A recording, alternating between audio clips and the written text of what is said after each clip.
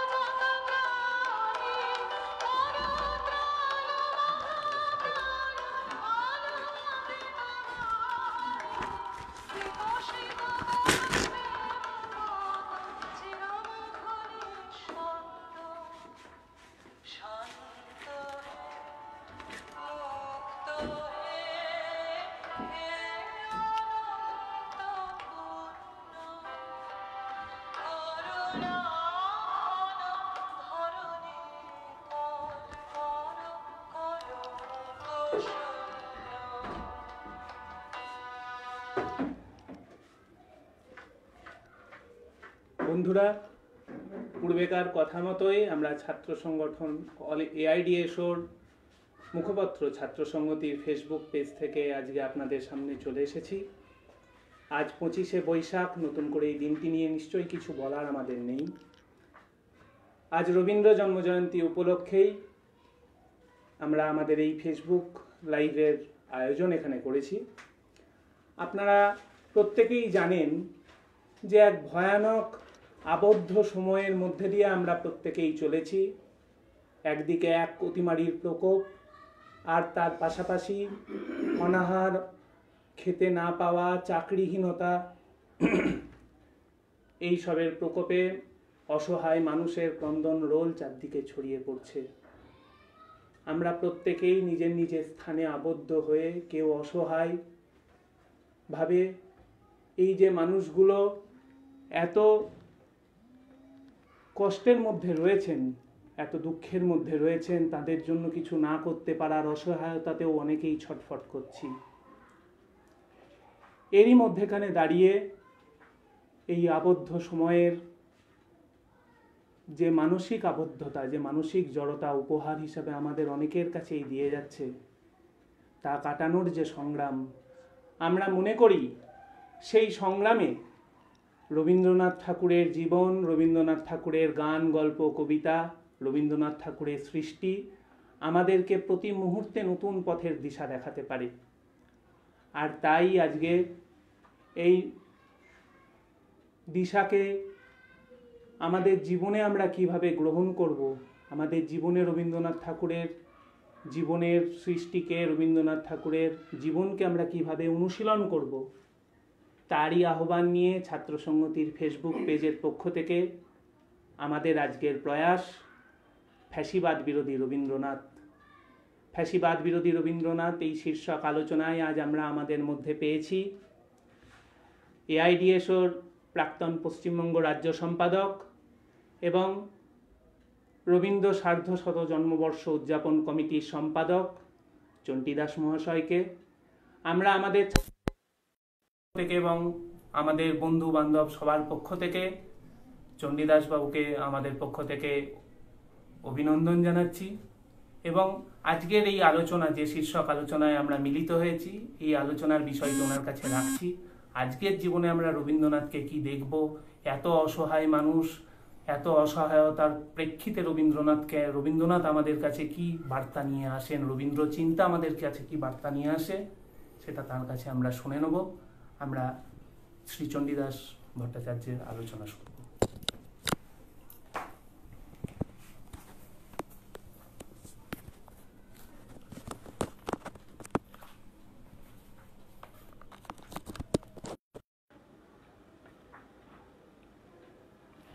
নমস্কার।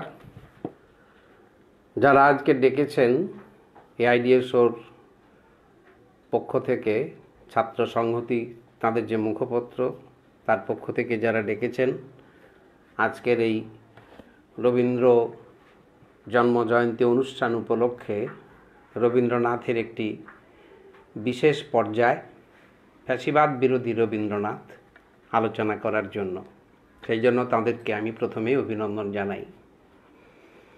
যদিও এই কথা বলার অপেক্ষা রাখে না, যিনি শুরু করেছেন তিনি বলেছেন বর্তমানে এই অবস্থাটি অত্যন্ত উদ্বেগজনক। গোটা বিশ্ব জুড়ে চলছে করোনা আক্রমণের প্রভাব, তার সংকট, লক্ষ লক্ষ মানুষের প্রাণহানি ঘটছে। আমাদের এই রাজ্যে, এ দেশেও প্রাণহানির সংখ্যা এবং আক্রান্তের সংখ্যা দিনের পর দিন বাড়ছে।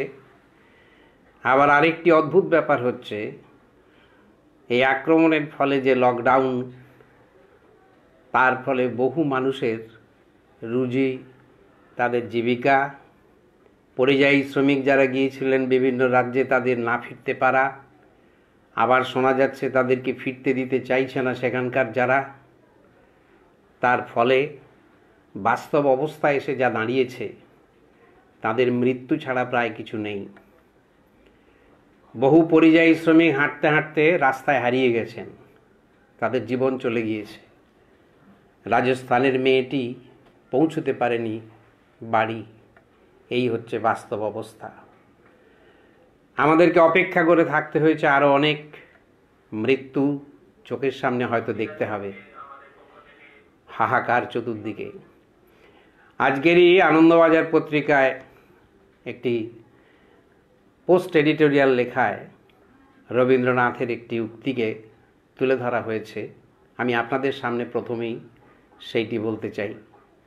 তিনি বলেছিলেন, মহামারীকে দেখে, মহামারীতে যখন অসংখ্য মানুষের মৃত্যু ঘটছে, হাহাকার, তখন সরকারের ভূমিকা দেখে তার মনে হয়েছিল যে সরকার আমাদের জন্য নয়। আজও আমাদের বিশ্বব্যাপী আর আমাদের দেশকে দেখে, রাজ্যকে দেখে বলতে হবে, যা কিছু প্রয়োজন মানুষের, তা আজ আর আমরা সরকারের থেকে পাবো এ আশা করা যাবে না। সরকার আমাদের নয়। এই প্রসঙ্গটা বলতে গিয়ে রবীন্দ্রনাথের সেই কথাই মনে পড়ে, যাদের জীবন যাচ্ছে তারা কারা? যারা নগরে প্রান্তরে কাজ করে। প্রাণ যাচ্ছে কাদের? রবীন্দ্রনাথের কথায় বলতে হয়, ওই যে দাঁড়ায় নতশির, মুখ সবে ম্লান সবে লেখা শুধু শত শতাব্দীর বেদনার করুণ কাহিনী। তাদের কথাই বলতে হবে। স্কন্ধে যত চাপে ভার, বহি চলে মন্দগতি, যতক্ষণ থাকে প্রাণ তার, তারপর সন্তানদের দিয়ে যায় বংশ বংশ ধরি। এই তো বাস্তব অবস্থা। এরা কারুর বিরুদ্ধে বিক্ষোভ জানাতে পারে না। এরা কি করে? নাহি জানে কার দ্বারে দাঁড়াইবে বিচারের আসে, দরিদ্রের ভগবানে বারেক ডাকিয়া দীর্ঘশ্বাসে মরে সে নীরবে। এভাবেই তাদের মৃত্যু ঘটে, এই তাদের চলে। বাস্তবে রবীন্দ্রনাথের সম্পর্কে বলতে গিয়ে একটি কথা না বললে হবে না। তা হলো এই, যখন প্রথম শিক্ষা জীবন শুরু হয় স্কুলে, আজ থেকে বহু বছর আগে, নিজেরা ফুল সংগ্রহ করে নিয়ে গিয়ে রবীন্দ্রনাথের ছবিতে মালা দিতাম। মাস্টারমশাইরা বলতেন, তখনকার এক অনুভূতি, রবীন্দ্রনাথ বড় মানুষ, এইটুকুই। পরবর্তীকালে যখন কলেজ জীবনে আসি, এই প্রাণচঞ্চল কলকাতারই এক ভাঙা বাড়ির দোতলায় এক মহান মানুষের সংস্পর্শ আমার কাছে আসে। এই সংস্পর্শটি আমার জীবনের গতিধারা পাল্টে দেয়।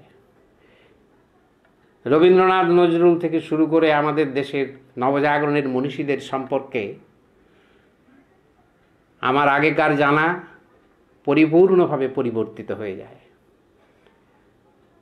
তিনি বললেন, রবীন্দ্রনাথের বাণী প্রচার করার অধিকার তোমার তখনই থাকবে, নজরুলের বাণী প্রচার করার অধিকার তখন তোমারই থাকবে, যখন তুমি তাদের বুকের বেদনাকে অনুভব করতে পারবে। যার বুকে কম্পন নেই, স্পন্দন নেই, সে কি করে রবীন্দ্রনাথকে চর্চা করবে? বারবার মনে পড়ে, আমরা গান গাই, কবিতা আবৃত্তি করি, শুনি, আনন্দ পাই, বিনোদন হয়, কিন্তু তিনি প্রশ্ন তুললেন, বিনোদনে তো রয়েছে শ্রেণী চরিত্র, এ বিনোদন কি দিচ্ছে? রবীন্দ্রনাথের বেদনাকে ভিত্তি করে মানব সমাজের জন্য কিছু ক্রিয়াশীল ভূমিকা কি আমাদের মধ্যে তৈরি করেছে?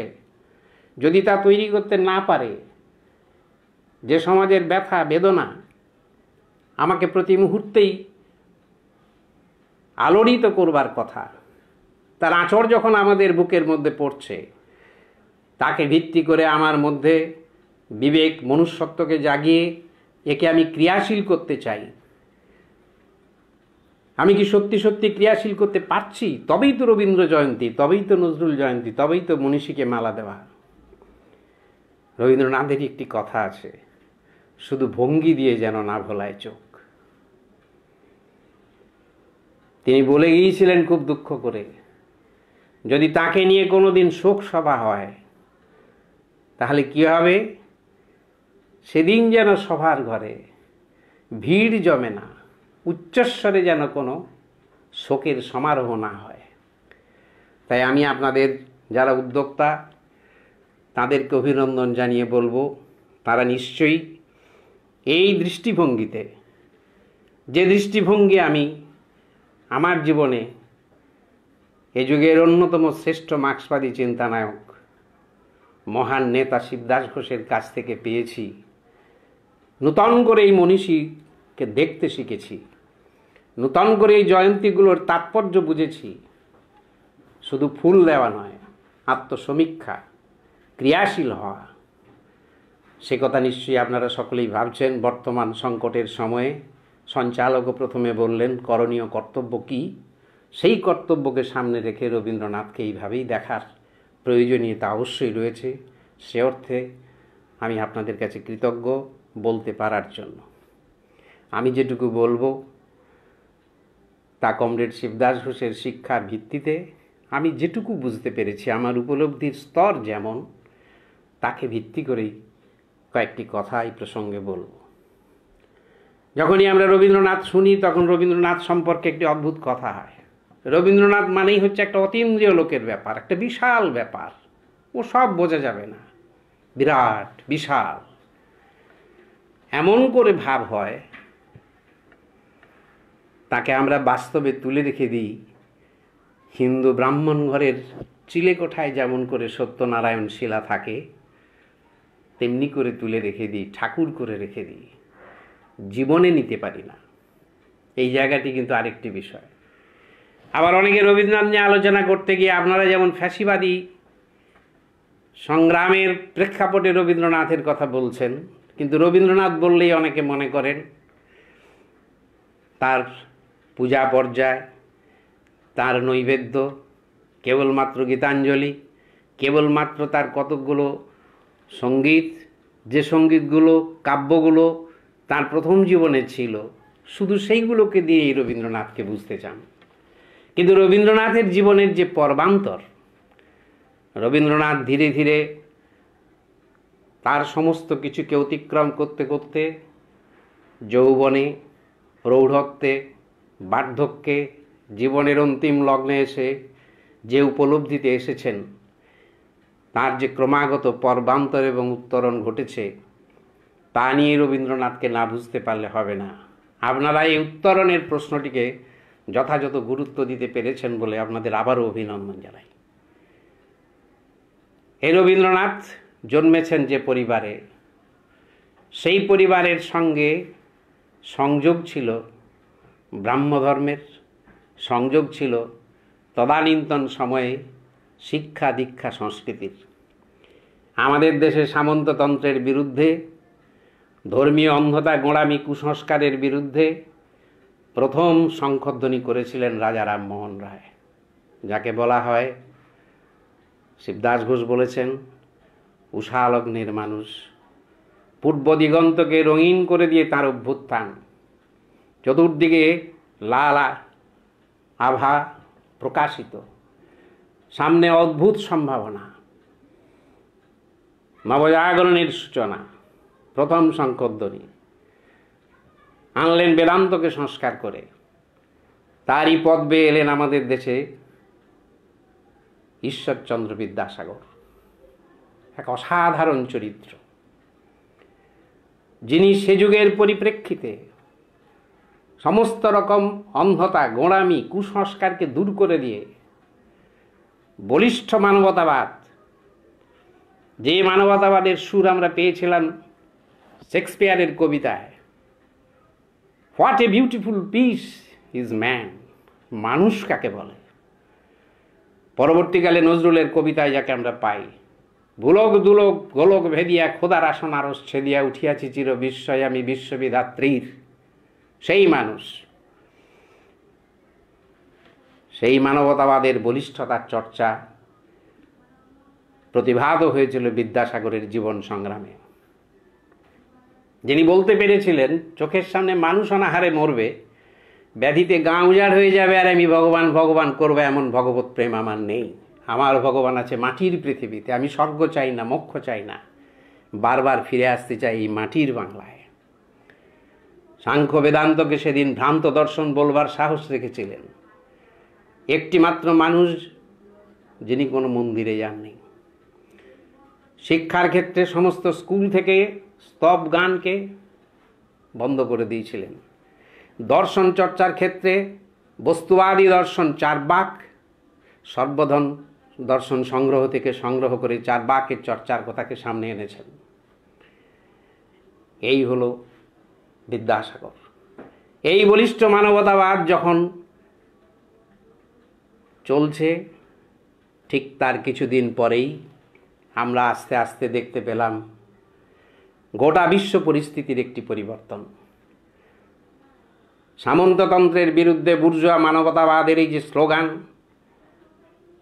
তার প্রথম যুগ অবিস্মরণীয়ভাবে যে একটা অদ্ভুত সভ্যতার নূতন দিগন্তকে খুলে দিয়েছিল, যাকে মহান এঙ্গেলস বলেছিলেন পূর্ববর্তী সকল বিপ্লবের চেয়ে মহৎ বিপ্লব, যে বিপ্লব তৈরি করেছিল বিভিন্ন জায়েন্টকে, জায়েন্ট ইন মেনি ফিল্ডস। তার সেই বলিষ্ঠ মানবতাবাদের ধারা, যেটা বিদ্যাসাগরের মধ্যে আমরা দেখেছিলাম, সেটি আস্তে আস্তে স্তিমিত হয়ে যেতে থাকলো। কারণ সেই পুঁজিবাদ ক্ষমতাশীল হওয়ার পরেই তারা শোষণের দ্বারা মানুষের সমস্ত অধিকারকে নষ্ট করে দিল। পুঁজিবাদ, যারা অর্থনীতি জানেন তারা জানেন, পুঁজিবাদ বিকশিত হতে হতে সাম্রাজ্যবাদের স্তরে উপনীত হলো।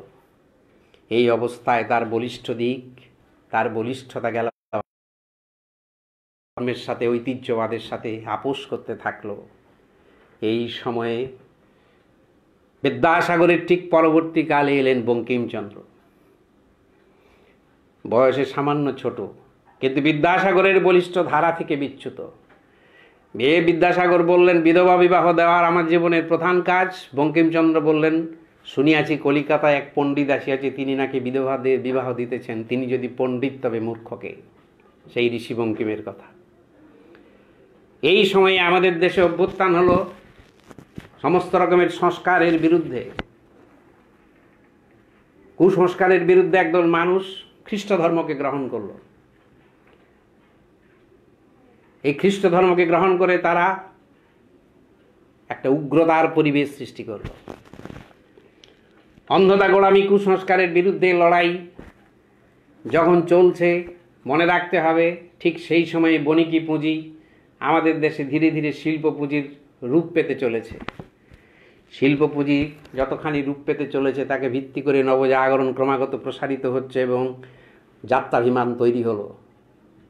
সেই যাত্রাভিমান বলল, কেন আমাদের দেশে কি কিছু নেই? আমরা কেন খ্রিস্ট ধর্মকে গ্রহণ করব? এই প্রশ্ন এলো। মাইকেলের মতো মানুষ, যিনি রামকে দেবতার আশীর্বাদ পুষ্ট বলে ছোট করে রাবণকে বড় করলেন, যিনি বিদ্যাসাগর সম্পর্কে বলেছিলেন, he was the first man among us, আমাদের মধ্যে প্রথম মানুষ, তাদের সম্পর্কেও এসে গেল ম্লেচ্ছ। আমাদের দেশের মধ্যে এই মানসিকতা এসে গেল, আমাদের দেশে কি কিছু নেই? যাত্রাভিমান তৈরি হতে থাকলো। তার থেকে মানুষের দৃষ্টি চলে গেল পেছনের দিকে, মুনি ঋষি তপবন, এলো রামকৃষ্ণ, দর্শনে এলেন বিবেকানন্দ, যার মধ্যে যাত্রাভিমান এলো। শিবদাস ঘোষ বলছেন বিস্ময়কর এক চরিত্র, জাগিয়ে তুললেন। কিন্তু আমাদের দেশের সেই যাত্রাভিমান গড়ে উঠল হিন্দু ধর্মকে ভিত্তি করে। তাই আমাদের দেশের স্বাধীনতা আন্দোলনও পরবর্তীকালে হয়ে গেল হিন্দু রিলিজিয়াস ওরিয়েন্টেড। এই বিশ্লেষণ ইউনিভার্সিটির বইতে আপনারা পাবেন না, ইউনিভার্সিটির সিলেবাসে হয়তো পাবেন না। মহান নেতা শিবদাস ঘোষই তিনি দেখিয়ে দিয়েছেন। তাই আমাদের দেশে নবজাগরণের এই দুটি ধারা, একটা বলিষ্ঠ মানবতাবাদের ধারা, তারই সাথে মানবতাবাদ, কিন্তু তার সাথে মিশে গেল ঐতিহ্যবাদ। দুটি ধারা চলতে থাকলো। বিদ্যাসাগরের পরেই বঙ্কিম, এই শ্রদ্ধেয় রবীন্দ্রনাথ। তাই রবীন্দ্রনাথের চিন্তার মধ্য দিয়ে মানবতাবাদ যেমন প্রতিফলিত হয়েছে, তেমনি তারই সাথে ঐতিহ্যবাদ মিশেছিল। ঠাকুর বাড়ির যে চর্চা ছিল সেই যুগে, তাকে ভিত্তি করে রবীন্দ্রনাথের একটা ব্যক্তিত্বের কাঠামো ছিল। ধর্মীয় অন্ধতার বিরুদ্ধে একটা লড়াই ছিল। এই লড়াইকে ভিত্তি করে রবীন্দ্রনাথ এসেছেন। স্বভাবতই রবীন্দ্রনাথ তার আত্মজীবনীতে বলছেন, কংগ্রেস প্রতিষ্ঠার দ্বিতীয় বর্ষ 1986-85 প্রতিষ্ঠিত, এক বছর পরে তিনি গান গাইছেন, স্বদেশী গান। যদিও তাকে বলতেন যে উত্তেজনার আগুন পোয়াতাম। ঋষি বঙ্কিমচন্দ্রের গানের উপর সুর দিতেন। এই চলছে। এই রবীন্দ্রনাথ ধীরে ধীরে যত নিজের চিন্তাকে এগিয়ে নিয়ে চলেছেন, দেবেন্দ্রনাথ তাকে যখন জমিদারির দায়িত্ব দিলেন, আদি ব্রাহ্ম সমাজের সম্পাদক করে দিলেন, যে দেবেন্দ্রনাথ ব্রাহ্ম ধর্মে বিশ্বাস করলেও কিছু কিছু হিন্দু সংস্কারকে যুক্ত করেছিলেন, এই সময় রবীন্দ্রনাথের মধ্যে অদ্ভুত এক দ্বন্দ্ব কাজ করে। তিনি যখন জমিদারিতে কাজ করেছেন, তখন একদল বলেছে, আমাকে অনেকে জমিদার মনে করে, কিন্তু চাষিদের অসহায়তা দেখলে আমার সত্যি বুক কেঁপে যায়, আমি কিন্তু তাদের জন্য কিছু করতে চাই। এই দ্বন্দ্বের মাঝখান দিয়ে আসছেন রবীন্দ্রনাথ। এই সময় এলো বঙ্গভঙ্গ বিরোধী আন্দোলন। এই বঙ্গভঙ্গ বিরোধী আন্দোলন কিন্তু আর একটা নূতন পর্বে রবীন্দ্রনাথকে এগিয়ে নিয়ে গেলেন। বঙ্গভঙ্গ বিরোধী আন্দোলনের যে সঙ্গীত তৈরি করলেন, এজরা পাউন্ড বলছেন, একটা জাতিকে শুধু গানের দ্বারা দাঁড় করিয়ে দিলেন। এইখানে রবীন্দ্রনাথ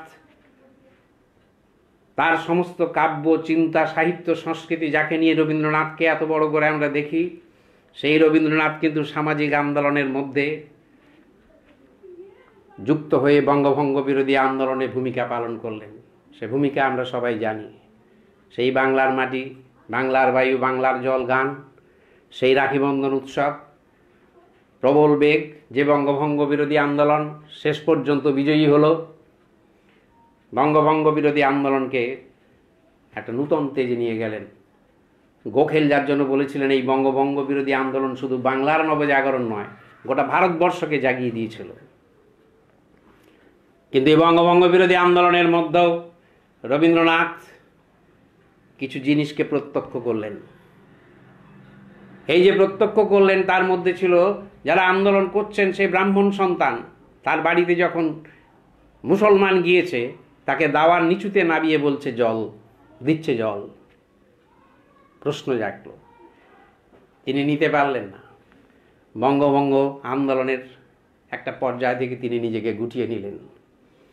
আচার্য প্রফুল্লচন্দ্র রায় দুঃখ করে বললেন, তিনি গান গাইছেন, সুর তুলছেন, কিন্তু বিপুল কর্মভার বইতে পারছেন না। এ নিয়ে অনেক কথা আছে।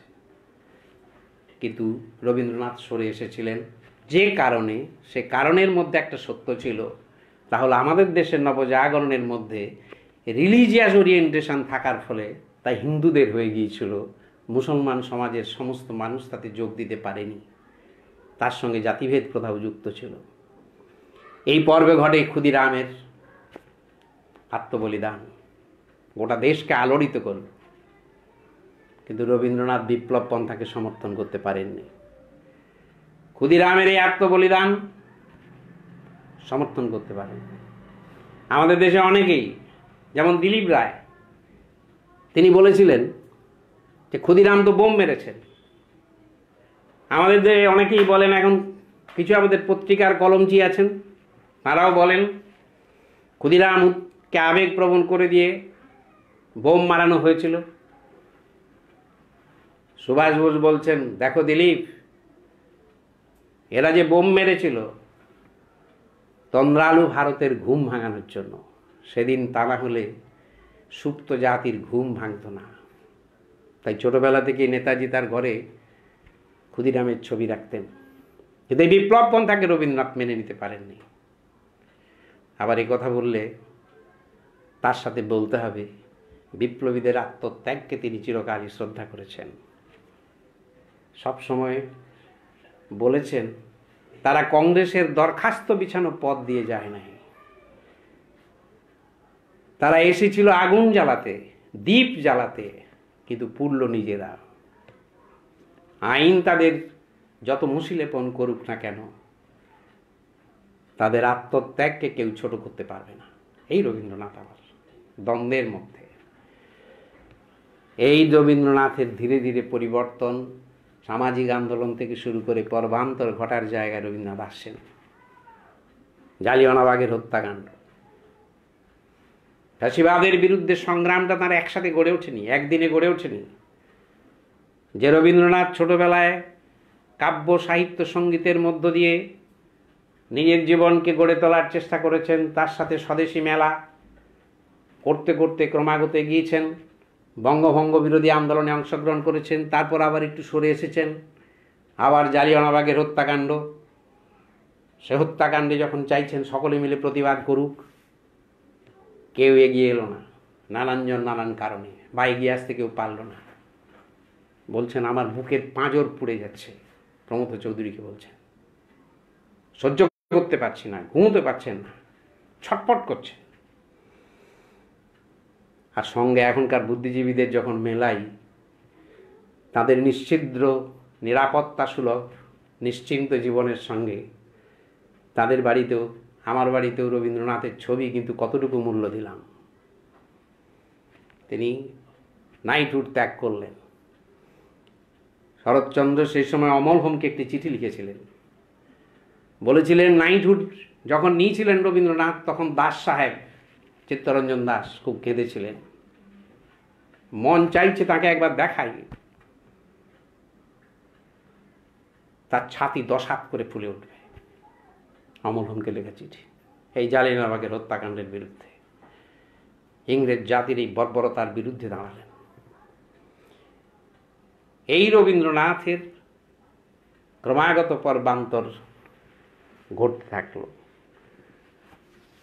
ফলে রবীন্দ্রনাথের এই পর্বান্তরের পরপর দিকগুলিকে যদি আমরা না দেখি, তাহলে আমরা রবীন্দ্রনাথের ফ্যাসিবাদের বিরুদ্ধে সংগ্রাম তিনি কি করে করতে পারলেন তা আমরা সত্যি সত্যি বুঝে উঠতে পারব না। এই সংগ্রাম যখন ক্রমাগত এগিয়ে যাচ্ছে, বিপ্লব এবং বিপ্লবী শক্তি যত ক্রমাগত এগোচ্ছে, রবীন্দ্রনাথের মধ্যেও নানান রকমের দ্বন্দ্ব কাজ করছে। একবার যাচ্ছেন নৌকোয় করে, সঙ্গে রয়েছে সত্যপ্রিয় গুপ্ত, বলছে আমাদের হয়ে আপনি কিছু বলুন। রবীন্দ্রনাথ বলছেন না, আমি তোমাদের বিপ্লবের পথে নেই। বিপ্লবের পথ মানে সংকীর্ণতা। তারপরে খানিকটা উদাস দৃষ্টিতে সমুদ্রের জলের ঢেউ, নদীর জলের ঢেউ দেখছেন, বলছেন তবে শোন, এ বাংলার চরিত্র আলাদা। এ বাংলা হলো বিপ্লব প্রসবিনী, বিপ্লব প্রসব করে যাচ্ছে কত বিপ্লবী সন্তান। তবু মনে হয় কি জানিস, তোদের সশস্ত্র সংগ্রামের মধ্যে যেন কোথাও একটু সংকীর্ণতা লুকিয়ে আছে। এ দ্বন্দ্ব রবীন্দ্রনাথের জীবনে ছিল। এদের ত্যাগের মহিমাকে তিনি বড় করে দেখেছেন, কিন্তু পথকে কখনো নিতে পারেননি। এমনকি যখন রাশিয়ায় গিয়েছিলেন, সেখানেও আলোচনা হচ্ছে, সেখানে ওই প্রশ্ন উঠেছিল, পেত্রভ যার উত্তর দিয়েছিলেন, পরবর্তীকালে কথা এলে বলবো। এই রবীন্দ্রনাথ আলোচনা করতে গিয়ে আমি আপনাদের সামনে একটা কথা বলি। রবীন্দ্রনাথ নিজে তার এক বন্ধুকে বলছেন, দেশের সমাজের মধ্যে, রাজনীতির মধ্যে আমি থাকবো না, একথা আমি ভাবতে পারি না। তখনই আমি যেখানে যত অন্যায় হয় তার বিরুদ্ধে প্রতিবাদ না করে আমি পারি না। কিন্তু আবার কিছুদিন পরেই মনে হয় পলিটিক্স আমার জন্য নয়, আমি তখন আবার ফিরে আসি। বলছেন, আমার এই দ্বন্দ্বে বুক দীর্ণ বিদীর্ণ হয়ে যাচ্ছে। এই দ্বন্দ্ব রবীন্দ্রনাথের যদি আমরা না বুঝতে পারি কোত্থেকে এসেছিল। শিবদাস ঘোষ এই জায়গাটিতেই দেখিয়ে বলেছেন, মার্ক্সবাদী চিন্তার ভিত্তিতে দেখিয়েছেন যে দ্বন্দ্ব কিসের। এ দ্বন্দ্ব হল রবীন্দ্রনাথ বলিষ্ঠ মানবতাবাদের পরিপূর্ণ রূপকে, পরিপূর্ণ দর্শনকে গ্রহণ করেননি। মানবতাবাদের সাথে ঐতিহ্যবাদের সংমিশ্রণের ফলে, যেটি তিনি বলেছেন, রবীন্দ্রনাথের মধ্যে a peculiar fusion between humanism and spiritualism. তাই রবীন্দ্রনাথের মানবতাবাদী রবীন্দ্রনাথকে আমরা একরকম দেখি, আবার যখন স্পিরিচুয়াল বিষয়গুলো তার কাছে চলে আসে, বিশেষ করে ঐতিহ্যবাদ এবং উপনিষদ সম্পর্কে তার চিন্তা, তিনি নিজে বলেছেন তার পিতা দেবেন্দ্রনাথ তাকে একটি ধর্মগ্রন্থ দিয়েছিলেন। দেওয়ার দিন ছিল 7ই পৌষ। তিনি সারা জীবন এই 7ই পৌষকে পালন করতেন এবং এইটিকে গ্রহণ করে চলতেন। উপনিষদের এই কথাকে তিনি কোথায় বাদ দিতে পারেননি। এই ছিল তার মধ্যে আভ্যন্তরীণ দ্বন্দ্ব। এই দ্বন্দ্বকে কেন্দ্র করে তার জীবন আবর্তিত হয়েছে বলে আমরা অনেক সময় অনেক রকম কথা শুনি। নারী স্বাধীনতার প্রশ্নের তিনি লিখেছেন, নারীকে আপন ভাগ্য জয় করিবারে কেন নাহি দিবে অধিকারে বিধাতা। আবার বলেছেন, ঘরের মধ্যেই নারীর আসল জায়গা, পুরুষ এবং নারী সমান হতে পারে না। রমাবাইয়ের সাথে আলোচনায় তাকে লেখা চিঠিপত্রে বারবারই এই কথা তিনি বলেছেন। এ দিয়ে মাঝে মাঝে আমাদের মনে হয় যেন রবীন্দ্রনাথের মধ্যে এই দ্বৈত সত্তা কি করে এলো। যেমন তিনি বলেছেন, তপবনে কোনো শিক্ষা আছে, তপবনের শিক্ষা আমি মানি নে। তপবন বলে কোনো কিছু আছে আমি বিশ্বাস করি নে। এমনকি বলেছেন, আমাদের দেশে এমন ঋষি আছে যাদের কাছে এসে হাত জোড়ো করে সমুদ্র পর্বত সব ভিক্ষে চাইছে, এসব যারা বিশ্বাস করে করুক, তাদের লেখাপড়া শেখার কোনো দরকার নেই। সেই রবীন্দ্রনাথই আবার বলেছেন, তপবনের মধ্যেই জেগে উঠেছে সত্যিকারের শিক্ষা। অদ্ভুত পরিবর্তন, অদ্ভুত ধরনের কথা। ওই একজন বলেন, কেউ বলেছেন মরণ রে তুহু মম শ্যাম সমান, আবার বলেছেন মরিতে চাহি না আমি এ সুন্দর ভুবনে। প্রেক্ষিত আলাদা, কিন্তু এরকম নানান জিনিস পরপর পাওয়া যাবে। আবার কিন্তু স্বাধীনতা আন্দোলনের পরিপ্রেক্ষিতকে যুক্ত করে তার একটি প্রশ্ন আসে, তা হলো তিনি ন্যাশনালিজম, জাতীয়তাবাদের বিরোধিতা করেন, মনে করেন তা সংকীর্ণ। ফ্যাসিবাদের বিরুদ্ধে তার সংগ্রামের ক্ষেত্রে কথাটিকে আমাদের বুঝতে হবে। তিনি মনে করতেন জাতীয়তাবাদ একটা সংকীর্ণ মন। তিনি বলতেন বিশ্ব মানবতাবাদ, কিন্তু বিশ্ব মানবতাবাদ গড়ে উঠবে কি করে? সুভাষচন্দ্র বলছেন, যতদিন পৃথিবীতে একটি জাতীয় অন্যের অধীন থাকবে ততদিন পর্যন্তই মানবতাবাদ গড়ে উঠতে পারে না। সত্যিই তো তাই। সমস্ত দেশ যদি মুক্ত স্বাধীন না হয়, শোষণ থেকে মুক্ত না হয়, তাহলে বিশ্ব মানবতাবাদ গড়ে উঠতে পারে না। এই বিশ্ব মানবতাবাদ গড়ে ওঠার শত্রু কে? পুঁজিবাদ। যে পুঁজিবাদ প্রথম যুগে জাতীয়তাবাদের জয়গান গেয়েছিল, পুঁজিবাদের প্রথম যুগে জাতীয়তাবাদের যে প্রগতিশীল চরিত্র ছিল, মার্ক্সবাদের ভিত্তিতে এটাকে বুঝতে হবে। সেই পুঁজিবাদ যখন ধীরে ধীরে ব্যাংকের ক্যাপিটাল, ইন্ডাস্ট্রিয়াল ক্যাপিটালের মার্জারের মধ্য দিয়ে গড়ে তুলেছে লগ্নি পুঁজি, যে লগ্নি পুঁজি এক্সপোর্ট অফ ক্যাপিটালের দ্বারা অপরের উপর গিয়ে থাবা বসাচ্ছে, অপরের স্বাধীনতাকে বিঘ্নিত করছে, যতদিন পর্যন্ত সেই পুঁজিবাদের অবসান না হবে ততদিন পর্যন্ত বিশ্ব মানবতা গড়ে উঠবে না। তাই বিশ্ব মানবতা গড়ে ওঠার জন্য প্রয়োজন প্রত্যেকটি দেশকে শোষণ থেকে মুক্ত করার সংগ্রাম, পুঁজিবাদের বিরুদ্ধে সংগ্রাম, সেই পথেই একদিন সত্যিকারের বিশ্ব মানবতাবাদ গড়ে উঠবে। রবীন্দ্রনাথ মার্ক্সবাদী ছিলেন না। স্বভাবতই তিনি জাতীয়তাবাদ আর উগ্র জাতীয়তাবাদের মধ্যেই পার্থক্য নিরূপণের ক্ষেত্রে অনেক শ্রদ্ধার সঙ্গেই বলতে হচ্ছে, তার মতো মানুষ সেই জায়গায় তার সীমাবদ্ধতা চোখে পড়ে। কিন্তু আবার যখন দেখেছেন ইটালি যখন আবিসিনিয়াকে আক্রমণ করেছে, কবিতা লিখেছেন। বাদ দেবেন কি করে? বোধহয় 1935 সাল। তখন তার কলম চলেছে, লিখেছেন আফ্রিকা। যে আফ্রিকা কবিতা একটা মানে রবীন্দ্র কবিতার মধ্যে রয়েছে, সেখানে ওই যখন বলছেন আফ্রিকার সম্পর্কে ডেসক্রিপশন দিচ্ছেন, হায় ছায়াবৃতা, কালো ঘোমটার নিচে অপরিচিত ছিল তোমার মানব রূপ উপেক্ষার আবিল দৃষ্টিতে। এলো ওরা লোহার হাত কড়ি নিয়ে। কারা? সাম্রাজ্যবাদীরা। এলো ওরা লোহার হাত কড়ি নিয়ে। ওরা কি করলো? ওরা এসে এখানকার সমস্ত কিছুকে দখল করলো। কি হলো? লোহার হাত কড়ি নিয়ে এসে এমন করলো অত্যাচার, রক্তে অশ্রুতে কাদাপিণ্ড হয়ে গেল। সেই আফ্রিকার কবিতা আক্রমণের বিরুদ্ধে, এই সাম্রাজ্যবাদের বিরুদ্ধে তার ভূমিকা। এমনকি প্রথম বিশ্বযুদ্ধের পর ফরাসি বুদ্ধিজীবীরা একটি গোষ্ঠী গড়ে তুলেছিলেন, তার নাম হচ্ছে ক্লার্ক। সেই ক্লার্ক গোষ্ঠী যখন 15টি দাবি নিয়ে সই করতে পাঠান, রবীন্দ্রনাথ তাদের কিন্তু সই করেছিলেন। কখনো চলে আসছেন সমাজের সমস্ত কর্মসূচিতে, সামাজিক আন্দোলনে, কখনো আবার মনে করছেন যে না, আমি তো কবি, আমার কাজ নেই। হিজলি জেলে শরৎচন্দ্রের সম্বর্ধনা জানানোর চেষ্টা করেছিল। সেই শরৎচন্দ্রের সম্বর্ধনা জানানোর যেদিন দিন, সেই দিন গুলিতে মারা যায়। হিজলি জেলে গুলি হয়, মারা যায় সন্তোষ মিত্র, তারকেশ্বর সেন। রক্ত মাখা জাতীয় পতাকা পাঠিয়ে দিয়েছিল শরৎচন্দ্রের কাছে। রবীন্দ্রনাথ প্রতিবাদ করেছিলেন শহীদ মিনার ময়দানে দাঁড়িয়ে, একা প্রতিবাদ করছেন। এই রবীন্দ্রনাথকে তো চাই। কোন রবীন্দ্রনাথকে আমরা চর্চা করব?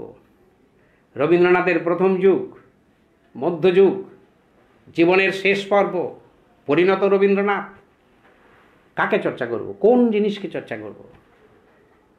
রবীন্দ্রনাথ কোথাও কোথাও বলছেন, সমাজে সংসারও মিছে সব, মিছে জীবনের কলরব, কেবলই আঁখি দিয়ে আঁখিরই সুধা পিয়ে হৃদয় দিয়ে হৃদয় অনুভব। এই রবীন্দ্রনাথকে চাই। যে রবীন্দ্রনাথ বলছেন, আমি চঞ্চল হে আমি সুদূরের পিয়াসী। যিনি বলছেন, ফুলের বাহার নেইকো যাহার, ফসল যাহার ফলল না, অশ্রু যাহার ফেলতেও হাসি পায়, দিনের আলো যার ফোলালো, সাঁঝের আলো জ্বলল না, সেই বসে সে ঘাটের কিনারায়, ওরে আয় আমায় নিয়ে যাবি কে রে দিন শেষের শেষকে। সেই রবীন্দ্রনাথকে? নাকি এই রবীন্দ্রনাথ যিনি শহীদ মিনার ময়দানে দাঁড়িয়ে প্রতিবাদ করছেন, যতীন দাসের মৃত্যুর পর গান লিখছেন? কোন রবীন্দ্রনাথকে আমরা সত্যি সত্যি চর্চা করব? আপনাদের যারা সংগঠক, তাদের কাছে আমার বারবার এইটুকু মনে হয়েছে, আপনারা এই বিষয়টি যে খুব গুরুত্ব দিয়েছেন, সেইটি আমার কাছে যথার্থই মনে হয়েছে। কারণ রবীন্দ্রনাথের ব্যাপ্তি বিশাল, বিরাট ব্যাপ্তি নিয়ে তিনি কাব্য জগতে, সাহিত্য জগতে, সংস্কৃতির জগতে আজও জ্বলছেন। এটাকে অস্বীকার করা যাবে না। এই করতে করতেই যখন ফ্যাসিবাদের ধ্বনি এসেছে, কি লিখেছেন? যে ভোজের মধ্যে এসে গেছে নরমাংস পিশাচরা, প্রায়শ্চিত্ত কবিতা।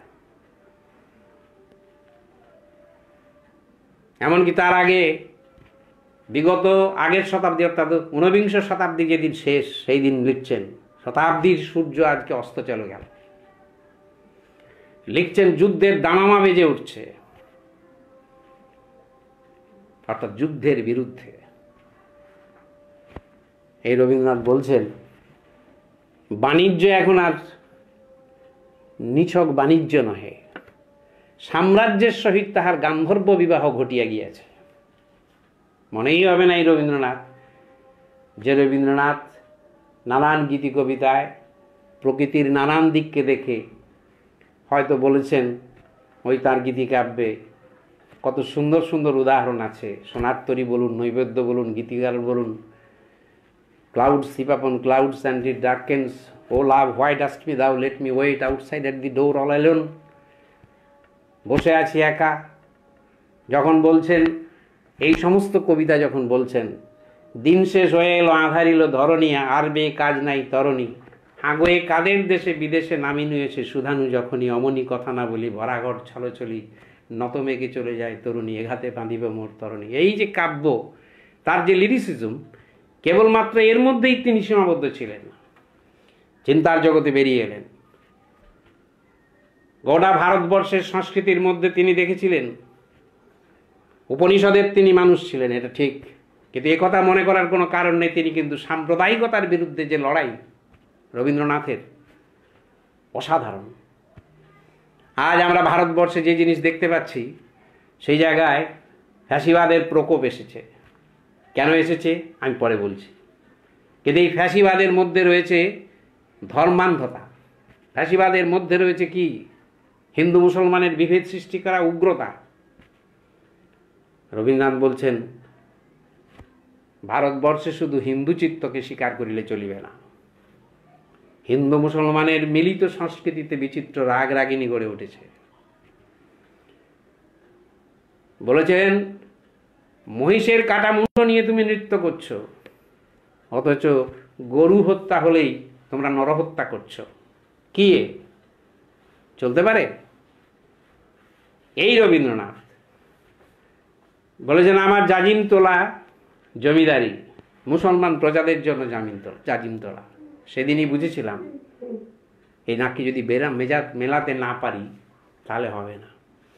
প্রসঙ্গক্রমে বলি, অনেকেই হয়তো জানেন না, লিমহার্স্টের দলিলে আছে যে মহাত্মা গান্ধী ভারতবর্ষের স্বাধীনতা আন্দোলনকে একটা অন্য স্রোতে নিয়ে গেলেন, আপোষমুখী ধারায় নিয়ে চলে গেলেন, যারই শক্তি বেশি ছিল।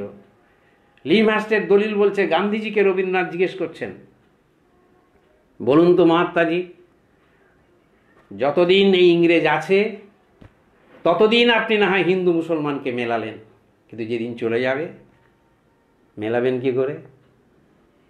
গান্ধীজি চুপ করেছিলেন।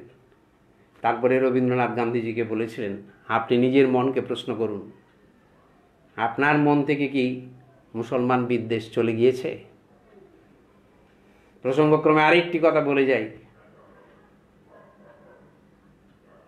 কংগ্রেসের যখন মিটিং হতো, সাধারণ সভা হতো, সমাবেশ, গান্ধীজি বক্তা থাকলে মুসলমানদের সমাবেশ বেশি হতো না। কংগ্রেসের নেতা আসফার উদ্দিন চৌধুরী বলছেন, অথচ নেতাজি যদি মিটিংয়ে যান সেখানে মুসলমানরা আসেন। রবীন্দ্রনাথের কথার সাথে মিলটা দেখুন। গান্ধীজিও বড় মানুষ, কিন্তু চিন্তার ক্ষেত্রে ছিল বলেই, আবার এও বলি, গান্ধীজি রামমোহনের মতো মানুষকে ইংরেজি শিক্ষায় গিয়েছিলেন বলে কেবলমাত্র বলেছিলেন যে তিনি বামন ছিলেন, পিগমি। রবীন্দ্রনাথ প্রবল বিরোধিতা করে বলেছিলেন, যে কারণে মহাত্মাজি রামমোহনের মতো মানুষকে বলেছেন পিগমি, ঠিক সেই কারণেই আমি তাকে মহত্তম আধুনিক ব্যক্তি বলে মনে করি। এই রবীন্দ্রনাথ যখন নানান দিক থেকে সামাজিক প্রশ্ন এবং সমাজের মধ্যে এরকম ধরনের গিয়েছেন, তার জীবনে নানান ধরনের ঘাত প্রতিঘাতের মধ্য দিয়ে আসছেন, আস্তে আস্তে তিনি গিয়েছেন ইটালিতে গিয়ে কিছু দেখে ইটালির ফ্যাসিবাদকে তিনি সমর্থন করে ফেলেন। তাদের নিয়ম কানুন আপাত দৃষ্টিতে কিছু শৃঙ্খলা দেখে তিনি ভুল বোঝেন। এই ভুল যখন তিনি বুঝলেন, ভুল বোঝার সঙ্গে সঙ্গে রোমারোলা তাকে এসে ধরলেন, বলেন আপনি কি করছেন? কত বড় মানুষ, তিনি তার ভুল স্বীকার করলেন, বলেন হ্যাঁ আমি ভুল করেছি। কোন ইটালি? যে ইটালিতে ফ্যাসিবাদ গড়ে উঠেছে। প্রথম বিশ্বযুদ্ধের পরে ইতালির সংবাদপত্র বলছে প্রবল সংকট, তাকে ভিত্তি করে শ্রমিকরা আন্দোলন করছে, শ্রমিকরা প্রায় বিপ্লব করে ফেলতে পারে, বিক্ষোভ এমন। সেই সময় জেনারেল কনফেডারেশন অফ লেবার তারা তা করলো না বলে বিপ্লব হলো না, ফ্যাসিবাদের অভ্যুত্থান ঘটল। নেতাজি সুভাষচন্দ্র বসু বলছেন, 1922 সালে ইটালি সমাজতন্ত্রের জন্য প্রস্তুত ছিল, দরকার ছিল একজন লেনিন নেতা, সেই লেনিন ছিল না, তাই ইটালি চলে গেল সমাজতন্ত্রের পরিবর্তে ফ্যাসিবাদের দিকে। প্রথমে ভুল বুঝলেও পরে তার বিরুদ্ধে বিরোধিতা করেছেন এই রবীন্দ্রনাথ, ভুল স্বীকার করেছেন। ব্যক্তি জীবনের মূল্যবোধও কিন্তু হয়তো ফ্যাসিবাদের এই আলোচনার মধ্যে মনে হবে, তবু বলে যাই, অপূর্ব মূল্যবোধের পরিচয় দিয়েছেন। বঙ্গভঙ্গ বিরোধী আন্দোলনে যখন তিনি আন্দোলনে যাচ্ছেন, একদিন মিটিং হচ্ছে, মিটিং শেষ করে রামেন্দ্র সুন্দর ত্রিবেদী বেরুচ্ছেন, জুতো পরতে পরতে জিজ্ঞেস করেছেন, আপনার মেয়ে অসুস্থ ছিল, কেমন আছে? রবীন্দ্রনাথ বলছেন, সে আজই মারা গেছে। আমরা যখন নানান রকমের কাজ করি, ব্যক্তিগত ব্যথা আমাদের কেমন করে আটকে দেয়, দায়িত্ববোধকে সামনে আনে না। শিবদাস ঘোষের চিন্তায় আমরা পেয়েছিলাম, যত বড় শোকই হোক, কর্তব্য থেকে বিচ্যুত করা যায় না। তিনি একবার বলেছিলেন, চোখে জল পড়বে, কিন্তু আমি আমার দায়িত্ব পালন করে যাব। রবীন্দ্রনাথের মধ্যে সেইটি দেখলাম। শুধু তাই নয়, তার যখন পুত্র মারা যায়, আচার্য জগদীশচন্দ্র বসু সমবেদনা জানিয়ে একটি চিঠি লিখেছিলেন। রবীন্দ্রনাথ তার পাল্টা একটা চিঠিতে বলেছিলেন, সমাজের ব্যথা, কত মানুষের কত ব্যথা, তার তুলনায় ব্যক্তিগত ব্যথাকে আমি কোনোদিনই গুরুত্ব দিতে পারি না। এই মানবতাবাদী মূল্যবোধ, এই মানবতাবাদী রবীন্দ্রনাথ। আজকে যারা দেশের সমাজের আন্দোলনের মধ্যে নিজেদেরকে নিয়োজিত করতে চায়, তাদের এই সমস্ত গুণাবলী নিতে হবে। রবীন্দ্রনাথের উপনিষদ কেন্দ্রিক চিন্তাকে নিতে হবে না, দেখে নিতে হবে। আমাদের দেশের বিপ্লবীরা অদ্ভুতভাবে রবীন্দ্র কবিতা পড়তেন। কেন? তারা রবীন্দ্রনাথকে দুঃখ করে বলতেন যে আপনি বিপ্লব পন্থাকে কেন সমর্থন করেন না, খুব দুঃখ ছিল, বারবার করে গিয়ে বলতেন। কিন্তু বিপ্লবীরা ফাঁসির আগে পড়ছে রবীন্দ্রনাথের কবিতা। প্রীতিলতা বেরিয়ে যাচ্ছে, মাস্টারদার সঙ্গে দেখা করে বলছে, বাহির হইনি তোমার তব পানে চাহিয়া, চলে গেলাম সারা নিশি কি করে তরি বেয়ে চলে গেলাম। ফাঁসি হবে তার আগে গাইছে হিংসায় উন্মত্ত পৃথ্বী। বলছেন, মঙ্গল শঙ্খ তোমার জন্য না, তোমার জন্য প্রেয়সীর শোক নয়, মুখ নয়, অশ্রুসিক্ত মুখ নয়, তোমার জন্য রয়েছে শ্রাবণের বজ্রনাথ, এটিই তোমার কাছে আশীর্বাদ। বিপ্লবীরা এই কবিতা পড়ছে এই কবিতা, যেখানে বলছে, যে শুনেছে তার আহ্বান গীত, ছুটেছে সে লক্ষ্য পরাণে, সংকট আবর্ত মাঝে নির্যাতন লিয়েছে সে বক্ষপাতি, মৃত্যুর আহ্বান, মৃত্যুর গর্জন শুনেছে সে সঙ্গীতের মতো। হেই, ইংল্যান্ডের এক বিপ্লবী 1920 সালে উইলফ্রেড ওয়েন তার মা রবীন্দ্রনাথকে একটা চিঠি লিখেছিলেন। বলছেন, তুমি আমার ছেলেকে এমন করে দিয়েছ, সে তো বিপ্লবী হয়ে গেল, তার মৃত্যুর পরে ডায়েরিতে দেখলাম তোমার কবিতা। কি বলছে? তোমার কবিতা লেখা আছে যে আমি চলে গেলাম যেন বলে যেতে পারি, যা পেয়েছি তার কোনো তুলনা নেই। এই বিপ্লবীরা আসলে যে স্বপ্ন দেখতে পারতেন, রবীন্দ্র কবিতার মধ্যে সেই স্বপ্ন ছিল। এই স্বপ্নকে দেখাতে পারতেন, কাব্যের মধ্যে দেখাতে পারতেন। সেই জন্য রবীন্দ্রনাথের কাব্য এবং বিশেষ করে ছোট গল্প একটা অদ্ভুত ক্ষমতার সঙ্গে যুক্ত হয়েছিল। তারপরে বিশ্বযুদ্ধ, এই বিশ্বযুদ্ধের বিরুদ্ধে সমস্ত রকম প্রবন্ধ, কাব্য, সঙ্গীত, সমস্ত দিক থেকে এই ফ্যাসিবাদের বিরুদ্ধে বললেন। এই ফ্যাসিবাদ কি? ফ্যাসিবাদ হচ্ছে গিয়ে পড়বে, আঘাত করবে, অপরকে নিয়ে নেবে, চিন্তা করতে দেবে না, বুঝতে দেবে না, দমন করবে। তাই ফ্যাসিবাদের বিরুদ্ধে লড়তে হবে। এই মনের পেছনে আমি আপনাদের কাছে বলবো, একটি অপূর্ব ঘটনা আছে যাকে অস্বীকার করা যায় না। সেটি হলো তার রাশিয়া ভ্রমণ। রাশিয়া ভ্রমণের আগে তাকে সকলেই বলেছিল যাবেন না, ওখানে গিয়ে আপনার লাভ নেই। একদল বুদ্ধিজীবী তাকে নিরস্ত করার চেষ্টা করেছেন। যাই হোক, শেষ পর্যন্ত গিয়েছিলেন। রবীন্দ্রনাথ বলছেন, আমি এলাম তীর্থস্থানে, রাশিয়ায় যদি না আসতাম বুঝতে পারতাম না। বলছেন এরা 1000 বছরের সমস্ত না করা জিনিসকে 10-15 বছরের মধ্যে তৈরি করে ফেলতে চাইছে, খুব দ্রুততার সাথে। কারণ জানে তাদের বিরুদ্ধে সবাই, প্রত্যেকেই। সত্যি তাই। সেই রাশিয়া কি না দিয়েছে, রবীন্দ্রনাথের রাশিয়ার চিঠিতে সমস্ত সকলেই আমরা পড়েছি, জানি সেই সমাজতান্ত্রিক রাশিয়া কি না দিয়েছে। কোনো মানুষের চাকরিহীন না, কোনো সন্তান শুধু পিতামাতার দায়িত্ব না, রাষ্ট্রের দায়িত্ব। শ্রমিকরা কাজ করতে পারবে, তাদের বিশ্রামাগার রয়েছে, তাদের স্বাস্থ্য রাষ্ট্রের দায়িত্ব, তাদেরকে রক্ষা করা রাষ্ট্রের দায়িত্ব। এমনকি সন্তানকে যদি বাবা মা দেখাশোনা না করে, তাহলে সরকারের, রাষ্ট্রের অভিভাবকত্বে সেই সন্তানকে বড় করে তোলা হয়। শিক্ষা ফ্রি। অবাক হয়ে গিয়েছেন সমস্ত এক্সিবিশন দেখতে গিয়েছে চাষিরা। আগে যেত জ্ঞানী গুণীজন, বুর্জোয়া, এখন চাষিরা যাচ্ছে, শ্রমিকরা যাচ্ছে, সমস্ত দিকে একটা আয়োজন। সবচেয়ে বড় গুরুত্ব তিনি রেখেছেন 98% শিক্ষিত। বলছেন এরা দ্রুত শিক্ষা দিচ্ছে। রাশিয়ার প্রশংসায় পঞ্চমুখ হয়ে যাওয়ার জন্য আমাদের দেশের যারা পুঁজিবাদের সমর্থক, সেই সমস্ত বুদ্ধিজীবী ক্ষুব্ধ হয়ে অনেক সময় এখনো বলেন যে রবীন্দ্রনাথ বলেছেন ওখানে একটা ধাঁচা আছে, এক ধরনের একটা যান্ত্রিকতা আছে। রবীন্দ্রনাথের কথা বলেছেন ঠিকই, কিন্তু তাঁরা রবীন্দ্রনাথের আরেকটি কথা বলেননি, যেটি আমি আপনাদের সামনে রাখতে চাই। রবীন্দ্রনাথের কথা বলেছিলেন যে ডিক্টেটরশিপ একটা আপদ।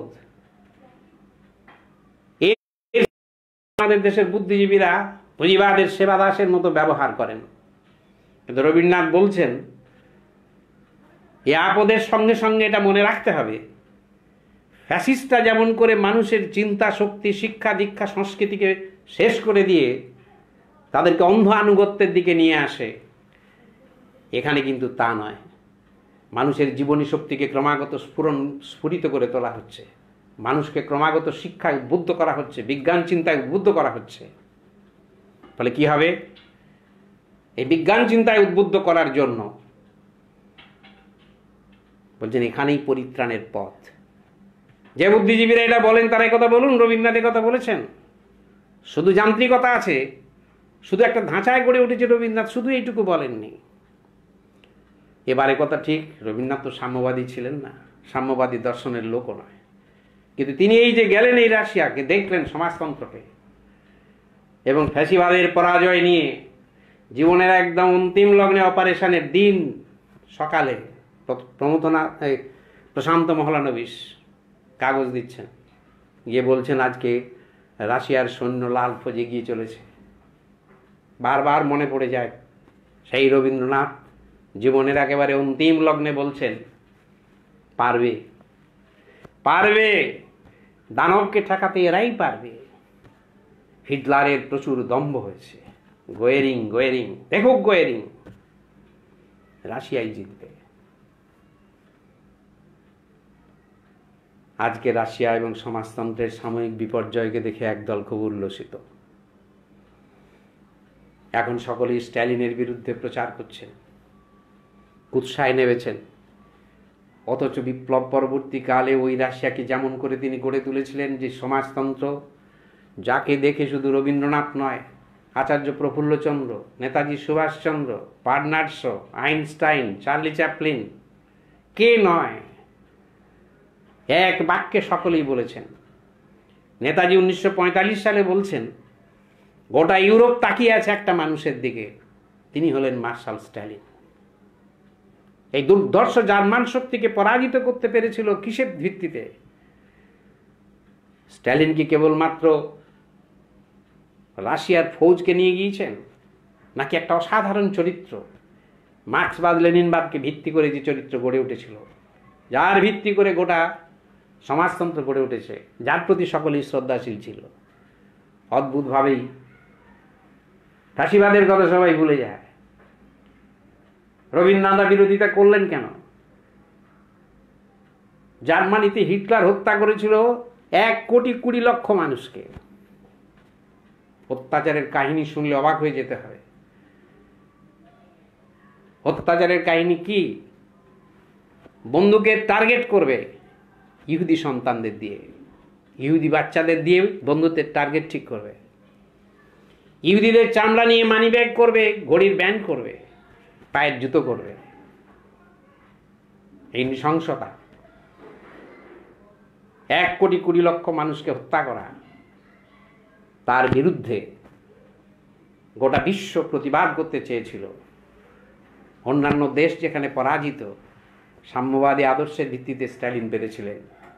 সেই জন্য রবীন্দ্রনাথের ওই কথা, পারবে পারবে দানবকে ঠেকাতে এরাই পারবে। এই ফাঁসিবাদের বিরুদ্ধে রবীন্দ্রনাথ, এই রবীন্দ্রনাথের চর্চাটি দরকার। রবীন্দ্রনাথই একবার বলেছিলেন, তোমরা বুড়ো রবীন্দ্রনাথকে নিয়ে বড় চর্চা করো। যে রবীন্দ্রনাথ প্রতিবাদ করে বলে জন্তুরা কোনোদিন বিদ্রোহ করে না, বিদ্রোহ করে মানুষ। যে রবীন্দ্রনাথ বলেন গাছ জন্মালে গাছ, কিন্তু মানুষ জন্মালে মানুষ হয় না, মানুষ তাকে হতে হয়। যে রবীন্দ্রনাথ বলেন অন্যায় যে করে আর অন্যায় যে সহে, তব ঘৃণা যেন তার তৃণ সমদহে। যে রবীন্দ্রনাথ ব্যক্তি জীবনে তার মেয়ে চলে যাওয়া সত্ত্বেও সামাজিক দায়িত্ব পালন করেছেন, পুত্র শোকের সময় তিনি সামাজিক দুঃখকে বড় করে দেখেছেন। যে রবীন্দ্রনাথ দেখেছেন ফ্যাসিবাদের এই আক্রমণের বিরুদ্ধে মানুষ দাঁড়াক, সেই রবীন্দ্রনাথের চর্চা দরকার। অতীন্দ্রিয় লোকের রবীন্দ্রনাথ, ধায় যেন মোর সকল ভালোবাসা প্রভু তোমারে লাগি, সেই রবীন্দ্রনাথ। যে রবীন্দ্রনাথ আগুনের পরশমণি করেছেন, সে তার বাদ দিয়ে আগুন জ্বালো আগুন জ্বালো, কিন্তু তারপরেই যখন বলে ফেলেছেন হে নিরুদ্দেশের পথিক আমায় ডাক দিলে কি, এই অংশ নয়। এমনকি আফ্রিকার এত বড় সুন্দর কবিতার শেষ দুটি লাইন এসে যখন দাঁড়িয়েছে বলো ক্ষমা করো, এই হোক তোমার সভ্যতার শেষ পুণ্যবাণী, হিংস্র প্রলাপের সাথে সেই হোক তোমার সভ্যতার শেষ পুণ্যবাণী। জীবনের শেষ কবিতাগুলোতেও আছে, শেষ পর্যন্ত মেলেনি উত্তর। প্রথম যেদিন জন্মেছিলাম সেদিনও উত্তর মেলেনি, শেষ যেদিন সেদিনও উত্তর মেলেনি। অনেকে রবীন্দ্রনাথকে চিরন্তন কবি বলেন। রবীন্দ্রনাথ চিরন্তনতায় বিশ্বাস করতেন, এটা ঠিক। লিখেছেন আমার কবিতা কি হবে না, আমার কবিতা 100 বছর পরে পড়া হবে, এটা তার ছিল। আলস্যে কৌতুকে কেউ পড়বে, 100 বছর পরে তাঁর কবিতা। আবার সেই রবীন্দ্রনাথ বলেছেন যে নদী হারায় স্রোত বহিতে না পারে, সহস্র শৈবাল দাম বাঁধে আসি তারে। সেই রবীন্দ্রনাথ বলছেন দেখো কোনো একটা আজকের যাহা ভালো করলো যদি হয়ে যায় কালো, তাকে দূর করো, তার জন্য শোক করো না, দূর করো, তাকে বাদ দাও, তাকে বাদ দিতে হবে। সেই রবীন্দ্রনাথকে চাই। আবার এই রবীন্দ্রনাথের মহত্ব এইখানে, তিনি নিজের এই জিনিসটিকে স্বীকার করেছিলেন। বিশেষ করে সকলেই জানেন তার ঐকতান কবিতায়, যেখানে বলছেন যে মানুষকে নিয়ে আমি করতে পারিনি, বিপুলায় পৃথিবীর কতটুকু জানি। করতে গিয়ে বলেছেন প্রকৃতিকে দেখেছি, সবই দেখেছি, কিন্তু মাঝে মাঝে গেছি আমি ও পাড়ার প্রাঙ্গণের ধারে, ভিতরে প্রবেশ করি সে সাধ্য ছিল না একেবারে। জীবনে জীবন যোগ করা না হলে কৃত্রিম পণ্যে ব্যর্থ হয় গানের পসরা। বলছেন তাই আমি মেনে নিই সে নিন্দার কথা, আমার সুরের অপূর্ণতা, আমার কবিতা জানি আমি, গেলেও বিচিত্র পথে হয় নাই সে সর্বত্রগামী। কত বড় মানুষ, এই মূল্যবোধ, মানবতাবাদী মূল্যবোধ। বলছেন কিষানের জীবনের শরিক যে জন, কর্মেও কথায় সত্য আত্মীয়তা করেছে অর্জন, সে আছে মাটির কাছাকাছি, সে কবির বাণী লাগি কান পেতে আছি। আবার এও বলেছেন সাহিত্যের আনন্দের ভোজে নিজে যা পারিনি দিতে, নিত্য আমি থাকি তারই খোঁজে, কিন্তু সত্যমূল্য না দিয়েই সাহিত্যের খ্যাতি করা চুরি ভালো নয়, ভালো নয়, নকল সে শৌখিন মজদুরি। এইখানেই হচ্ছে তার সত্যিকারের মহত্ব, যার জন্য ধর্ম বিশ্বাস করা সত্ত্বেও তার কবিতাগুলো কি এসেছে, বিসর্জন, দেবতার দাস, কি কবিতা। যখন বিসর্জন কবিতা আসছে, শেষ মুহূর্তে তার সন্তানকে গঙ্গায় ফেলে দিচ্ছেন, ফেলে দিয়ে বলছেন, চোখ মেলে বলছেন সন্তান নেই, বলছেন দিবিনে ফিরায়। পাশে মর্মরিত হলো দক্ষিণাবাই। এই করুণ রসকে তিনি সংস্কার বিরোধী নিয়ে গেলেন। এইখানে হচ্ছে শিল্পশৈলী, কাব্যশৈলী। দেবতার কাছে যখন রাখাল পড়ে যাচ্ছে, মাসি মাসি মাসি বিন্ধিল বহ্নির সলা দুগ্ধকর্ণে আসি, নিরুপায়নাথের অন্তিমের ডাক, চিৎকারি উঠিল বিপ্র রাখ রাখ রাখ, ফিরাই আনিব তোরে কহি ঊর্ধ্বশ্বাসে, ব্রাহ্মণ মুহূর্ত মাঝে ঝাঁপ দিল জলে, আর উঠিল না, সূর্য গেল অস্তাচলে। এই যে একটা করুণ রস কুসংস্কারাচ্ছন্ন মানুষের মধ্যে, সেই ঘটনাকে পরিবৃত করতে করতে যে করুণ রস মানুষের মধ্যে জেগে উঠেছে, সেটা কি বলে সংস্কারের বিরুদ্ধে, কুসংস্কারের বিরুদ্ধে মানুষের মনকে জাগিয়ে দিলে কবিতায়, এই কাব্যে, সূচি কবিতা, এই সব জায়গায়। তারপর চান্দক্য উপনিষদের কবিতা কি বলে, সত্যকাম, জন্ম কোথায়, জবালার ক্রোড়ে, তারপরে এলো না তুমি সত্য, সেই জন্যই তুমি দ্বিজ। এইসব কবিতা এনে কুসংস্কার বিরোধী মনকে তিনি সামনে এনে দাঁড় করিয়েছেন। এই যে দাঁড় করিয়েছেন, এই জায়গাটি আমাদের ভালো করে দেখা দরকার জীবনে। তাই জন্য তার কথা আছে, সারা জীবনের ক্ষেত্রে তার উপলব্ধির পরিবর্তন উত্তরণ ধীরে ধীরে হলেও তিনি এনেছেন একটি কথা, সত্য যে কঠিন, সেই কঠিনেরে ভালোবাসিলাম, সে কখনো করেনি বঞ্চনা। তাহলে রবীন্দ্রনাথের এই ফ্যাসিবাদ বিরোধী এবং সামাজিক সংগ্রামের দিক তাকে আমাদের জানতে হবে। আবার একথা ঠিক, রবীন্দ্রনাথের মধ্যে এদেশের যে বলিষ্ঠ মানবতাবাদের ধারা, যেটি পরবর্তীকালে বিদ্যাসাগর পরবর্তীকালে শরৎচন্দ্র নজরুলের মধ্য দিয়ে প্রতিভাত হয়েছিল, তারই বিকাশের পথে কিন্তু আজকের যুগের সর্বহারা সংস্কৃতি হবে, এও আমাদের মনে রাখতে হবে। আজকের যুগে পুঁজিবাদ বিরোধী বিপ্লব কেন দরকার? রবীন্দ্রনাথ ফ্যাসিবাদের বিরুদ্ধে সংগ্রাম করেছেন, ফ্যাসিস্ট শক্তির পরাজয় আজই হয়েছে, এই সমাপতন, রবীন্দ্র জয়ন্তী এবং এই ফ্যাসিবাদের পরাজয়, এই যে সমাপতন, এই সমাপতনে মনে রাখতে হবে ফ্যাসিস্ট শক্তির পরাজয় হয়েছে, কিন্তু ফ্যাসিবাদ আজও আছে। কেন আছে? কারণ ফ্যাসিবাদ আজকে পুঁজিবাদের বাঁচবার জন্য দরকার। যে পুঁজিবাদ আজকে মানুষের সমস্ত অধিকার থেকে বঞ্চিত করে দিয়ে কেবলমাত্র লাভ লাভ লাভ, আরও লাভ আরও লাভ, এই সংস্কৃতিকে নিয়ে এসেছে, তার সংকট থেকে বাঁচার জন্য তাকে ফ্যাসিবাদ ছাড়া বাঁচার উপায় নেই। এই ফ্যাসিবাদ থেকে বাঁচার উপায় যদি না থাকে, তাহলে কি হবে? যদি ফ্যাসিবাদকে পরাজিত করতে চাই, ফ্যাসিবাদী রবীন্দ্রনাথকে শ্রদ্ধা করতে চাই, তাহলে পুঁজিবাদ বিরোধী এই সংগ্রামে আমাদের আসতে হবে। এই পুঁজিবাদ বিরোধী সংগ্রাম ছাড়া ফ্যাসিবাদী রবীন্দ্রনাথের প্রতি শ্রদ্ধা জানানো যাবে না। আবার এই কথাও ঠিক, সোভিয়েত রাশিয়ায় যখন পেত্রভের সাথে আলোচনা হচ্ছে, রবীন্দ্রনাথ বলছেন তোমাদের বিপ্লবটা বাদ দিয়ে সব ঠিক আছে। পেত্রভ বলছেন বিপ্লব বাদ দেবেন? বিপ্লব ছাড়া তো হবে না। বললো শিক্ষা, বললো সকলকে শিক্ষা দেবেন কি করে? যতদিন যার ছিল ততদিন শিক্ষা ছিল না। রবীন্দ্রনাথও বলেছেন বিলিতি লাট বলিয়াছেন, যাহার অর্থ নাই তাহার পড়াশোনার দরকার নেই, তিনি বলেছিলেন। রবীন্দ্রনাথ রাশিয়াকে দেখেছেন, কিন্তু এই বিপ্লব পন্থার জন্য তার একটা দ্বন্দ্ব থেকে গিয়েছে। তাই ফ্যাসিবাদী রবীন্দ্রনাথ, ফ্যাসিবাদের বিরুদ্ধে সংগ্রামরত রবীন্দ্রনাথ, ফ্যাসিবাদের বিরুদ্ধে সংগ্রাম, সেই রবীন্দ্রনাথকে যদি বুঝতে হয় আজকে পুঁজিবাদ বিরোধী যে বিপ্লব আজকে প্রতীক্ষিত, যার জন্য সকলে প্রহর গুনছে, নূতন সমাজ চায়, এ না করে শুধু যদি রবীন্দ্র স্তুতি করি তিনি বিরাট তিনি বিরাট, তার কথাগুলি শুধু আমরা মুখস্থ করে বলতে থাকি, শিবদাস ঘোষ বলছেন স্তুতি কোনোদিন সংস্কৃতি না। কারণ রবীন্দ্রনাথ যত বড়, তিনি যা বলতেন, আমি যখন বলি আমি তত বড় নয়, ফলে তার কথায় যে কাজ হতো আমার কথায় তা হতে পারে না। এরই সাথে যুক্ত হচ্ছে যুগও পাল্টে গিয়েছে, নূতন সমাজ এসেছে, নূতন সমাজে নূতন আদর্শ চাই, সেই আদর্শের জন্য চাই রবীন্দ্রনাথের এই মানবতাবাদী দৃষ্টিভঙ্গি, তার চরিত্রের এই উদারতা, এমনকি ঐতিহ্যবাদ এবং উপনিষদের চিন্তা থাকা সত্ত্বেও অসাধারণ কতকগুলি গুণ। যেমন তিনিই বুঝতে পেরেছিলেন সাহিত্যে, উপন্যাসে শরৎচন্দ্রের ভূমিকা। তিনি নিজেই বলেছিলেন শ্রেষ্ঠ উপন্যাসিক কিন্তু শরৎচন্দ্র। আমি আপনাদের কাছে বলবো ইউনিভার্সিটির সিলেবাসে শরৎচন্দ্র মাইনাস,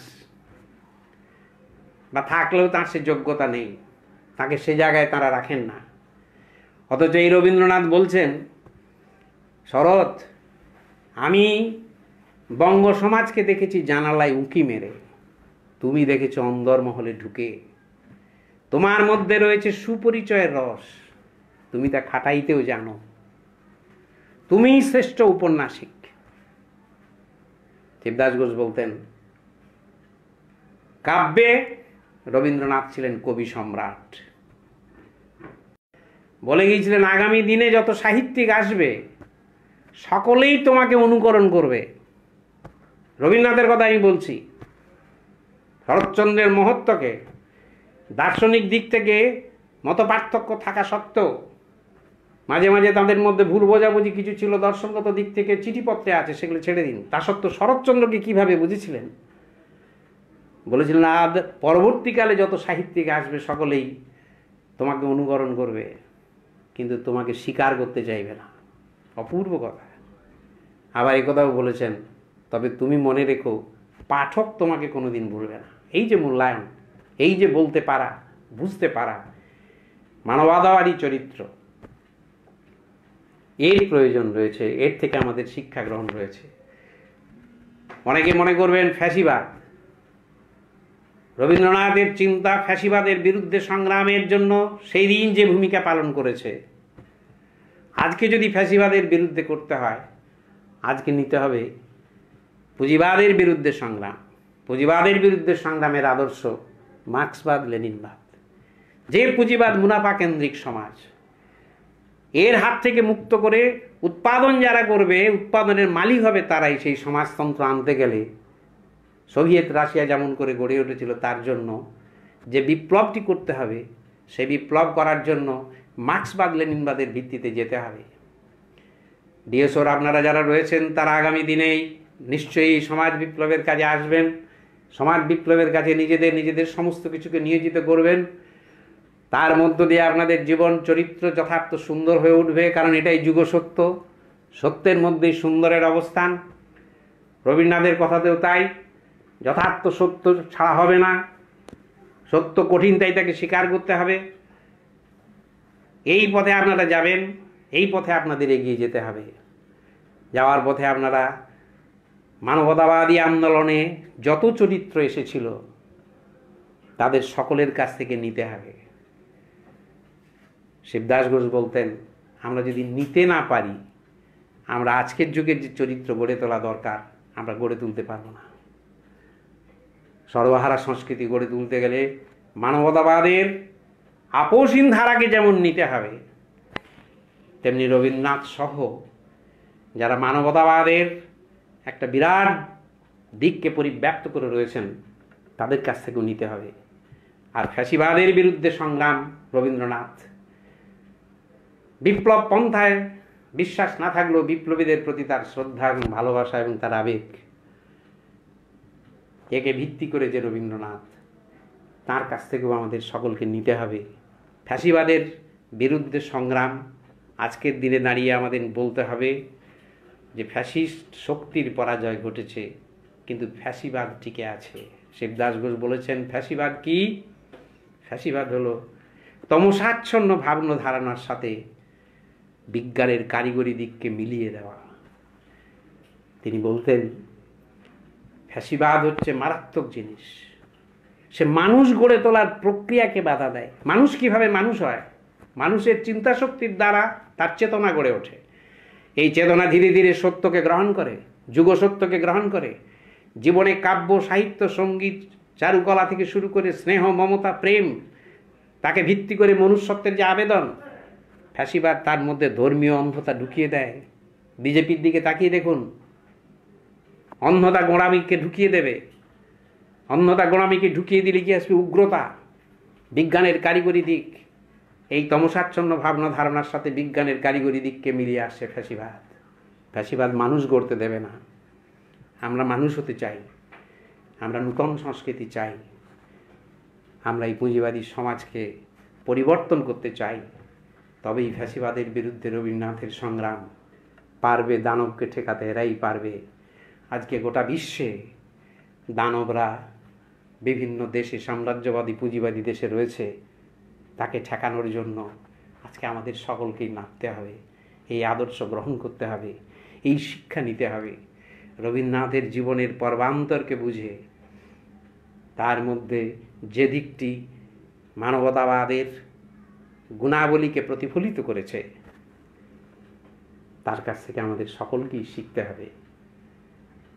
এইটুকুই আমি আপনাদের সামনে বলে আপনাদের সকলকে ধন্যবাদ জানিয়ে, আপনারা শুনছেন রবীন্দ্রনাথের জীবন নিয়ে বিস্তৃত আলোচনা করা আসলে এত নানা রবীন্দ্রনাথের মেলা, সেখানে যাওয়া খুব মুশকিল। আমি শুধু শিবদাস ঘোষের চিন্তার ভিত্তিতে যতটুকু আমার উপলব্ধি সেটুকু আপনাদের সামনে রাখলাম। ধন্যবাদ।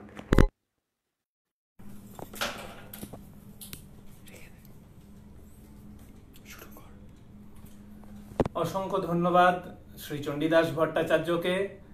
উনি অত্যন্ত প্রাঞ্জল ভাষায় আমাদের সামনে রেখেছেন আজকের দিনে, এই ঘোর অসময়ে, এই আবদ্ধ সময়ে, যখন কার্যত মানসিকভাবেও আমরা অনেক ক্ষেত্রেই লকডাউনের মধ্যেই পড়ছি, হয়তো সেই লকডাউনের মানসিক বেড়াজালকে ভেঙে আমরা কিভাবে এগিয়ে আসতে, আমাদের মানবিক স্থবিরতার যে জায়গাগুলো, সেই জায়গাগুলোকে কিভাবে কাটিয়ে রবীন্দ্র চিন্তাকে, রবীন্দ্র চেতনাকে আমাদের জীবনের উত্তরণের পথে যেখানে যেখানে যেভাবে প্রয়োজন ব্যবহার করতে পারি, তার কথা উনি রেখেছেন।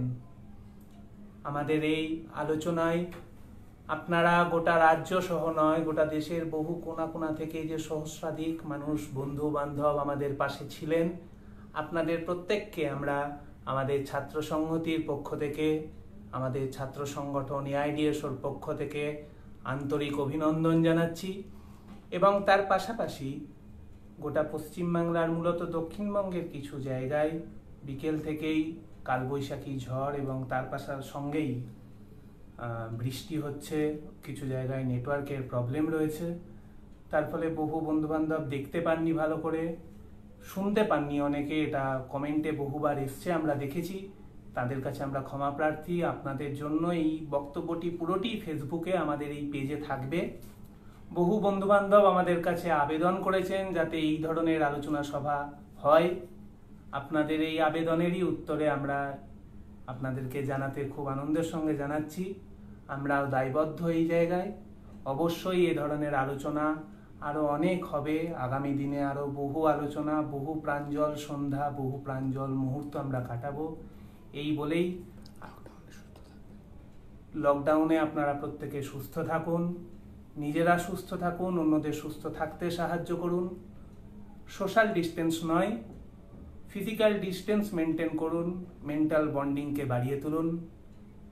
সাধারণ মানুষের পাশে আমরা সবাই থাকি, রবীন্দ্র চিন্তাকে পাথেয় করেই সাধারণ মানুষের পাশে দাঁড়াই। এই বলেই আজকের এই আলোচনা সন্ধ্যা, অনলাইন সন্ধ্যা আমরা শেষ করছি। নমস্কার।